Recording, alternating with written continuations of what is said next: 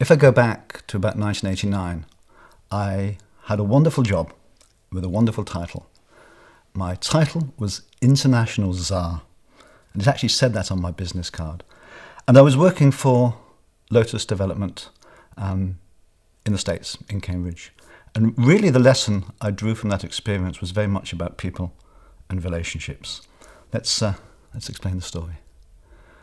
I went out there on 2-3 year secondment, as I say, to work as international czar. And my job was to ensure that all of the Lotus products, all the software products at the time, were actually designed for the global market. So they could be cost-effectively localized into French, German, Italian, but also other languages that are a little bit more difficult, such as Japanese, Korean, Arabic. Arabic the text goes from right to left, makes it a little bit more difficult to actually translate, localize those products for the local market. And when I went out there, I thought my job was pretty clear and pretty straightforward. What I thought it was about was, if you like, capturing the knowledge that people needed to do their job, documenting very clearly what they needed to do.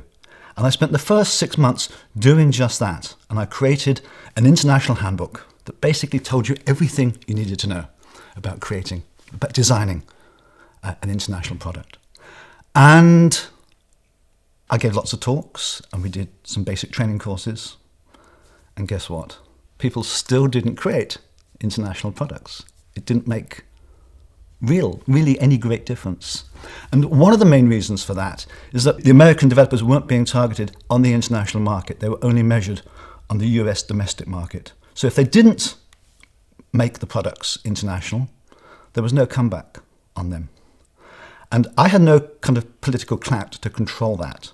So I was in a very difficult situation. My job was to make sure these products were international, but I had no authoritative power to actually make it happen. So I could have just given up, but I was determined not to.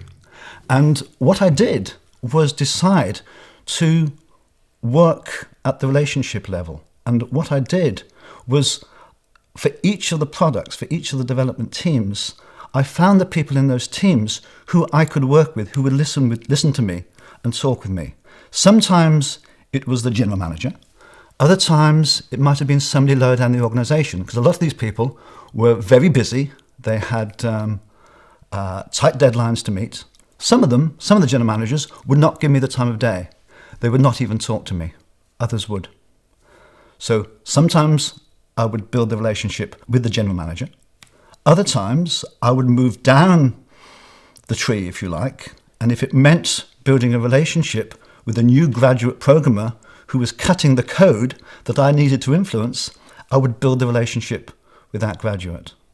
And so what I did was I met with them, I explained to them what I was trying to do, I explained the problems, I explained the issues, I tried to make sure that they understood what it was I was trying to achieve and the importance of it.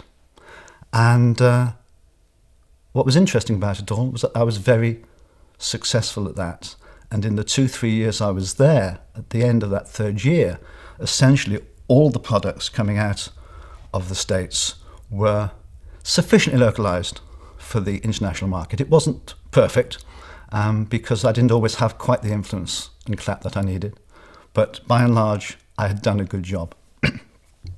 So that was essentially the story. And I learnt a few things from that have really stayed with me ever since. I guess the first thing I learnt was never, ever, ever give in.